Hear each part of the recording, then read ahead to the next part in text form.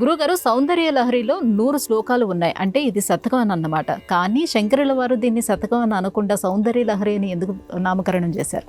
నిజమే, మీరన్నట్లుగానే 100 శ్లోకాలు గనక ఉంటే దీన్ని శతకం అని అంటారు. ఇప్పుడు సుమతి శతకం, వేమన శతకం, ఆ రకంగా భర్తృహరి శతకం.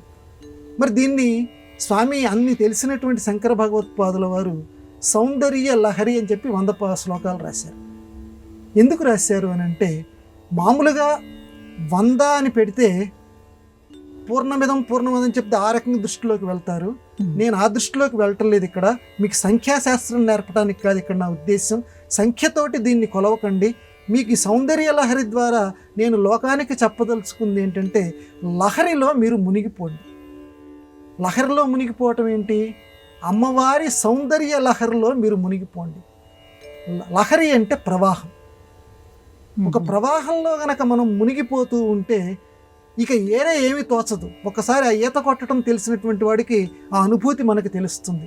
అమ్మవారి సౌందర్యం, అమ్మవారి సౌందర్యం అంటే ఆవిడ గుణగణాల యొక్క సౌందర్యం. ఇక్కడ సౌందర్యం అంటే భౌతిక సౌందర్యం అర్థం కాదు ఇక్కడ. అంటే ఇప్పుడు ఒక గొప్ప ఉత్తమ పురుషుడు ఒకరు ఎవరైనా ఉన్నారనుకోండి, ఆ ఉత్తమ పురుషుణ్ణి పదే పదే మనం ధ్యానం చేస్తున్నాం అనుకోండి, అబ్బా అని మనకు అనిపిస్తుంటుంది.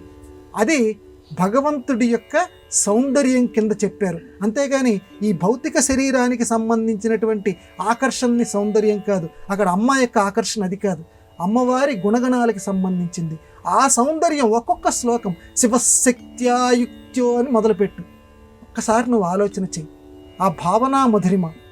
శివుడు శక్తి, శక్తి కనుక లేకపోతే ఈ సృష్టి లేదు. అసలు శక్తి లేకపోతే శివుడు లేడు. ఇది ప్రతిపాదన అయింది. శక్తి లేకపోతే శివుడు లేడు. ఇది మొట్టమొదటి శ్లోకంలో. అంటే శక్తి ఉండాలి. ఏ పని చేయాలన్నా లోకంలోకి అన్వయించుకుందాం. లోకంలో కూడా ఏ పని చేయాలన్నా శక్తి ఉండాలి. భౌతికార్థం. లోకంలో ఏ పని చేయాలన్నా శక్తి అనుగ్రహం ఉండాలి. అంతే కదమ్మా. శక్తి అమ్మవారి యొక్క ఆదిశక్తి అంటాం చూడండి.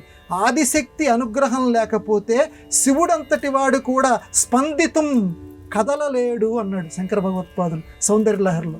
శక్తి గనక లేకపోతే శివుడు కదలలేడు. అంటే అమ్మవారి సౌందర్యాన్ని ఎంత గొప్పగా చెప్తున్నాడు చూడండి. అంటే అన్నిటిలోకి గొప్పది శక్తి, అంటే చైతన్యం. శక్తి అంటే ఇక్కడ అర్థం చైతన్యం. ఆ చైతన్యాన్ని మనకు అనుగ్రహించేది అమ్మ. కాబట్టి భార్యాభర్తలకి దాంపత్య ధర్మాన్ని కూడా ఇక్కడ అద్భుతంగా బోధించాడు.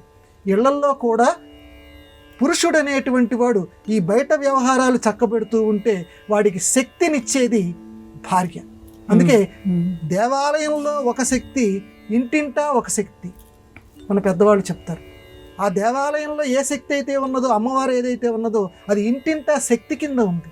అందువల్ల ఆ శక్తి ఈ లోకాన్ని ఎలా నడిపిస్తుందో, ఈ శక్తి, ఈ గృహశక్తి ఏదైతే ఆదిశక్తి ఉందో అది ఇంటిని నడిపిస్తూ ఉంటుంది. ఆ శక్తి లేకపోతే లోకం ఎలా లేదో, ఈ శక్తి లేకపోతే ఇల్లు లేదు. అందువల్ల ఈవిడ్ని కూడా శక్తి స్వరూపిణి కింద ఈ గృహలక్ష్మిని మన పెద్దవాళ్ళు పోల్చారు. కాబట్టి శక్తి లేకపోతే శివుడు కదలేడు. భౌతిక వాతావరణంలో శక్తి లేకపోతే కుటుంబం లేదు. కాబట్టి శక్తిని ఆరాధించండి, స్త్రీని గౌరవించండి. ఎంత గొప్పదమ్మా. ఇక్కడ ఏదో ఆధ్యాత్మికం కదా అని మనం అనుకుంటాం. ఈ ఆధ్యాత్మిక సౌందర్య లహరిలో ఒక్కొక్క శ్లోకాన్ని ఇలా మనం విశ్లేషణ చేసుకుంటూ పోతే అద్భుతంగా ఈనాటి ఆధునిక వాతావరణానికి పనికొచ్చేటట్లుగా అద్భుతమైనటువంటి భావరాజాలు అందులో మనకి కనిపిస్తాయి. అందువల్ల శంకర భగవత్పాదుల వారి ఆ సౌందర్య లహరి గ్రంథానికి నమస్కారం చేసుకుందాం.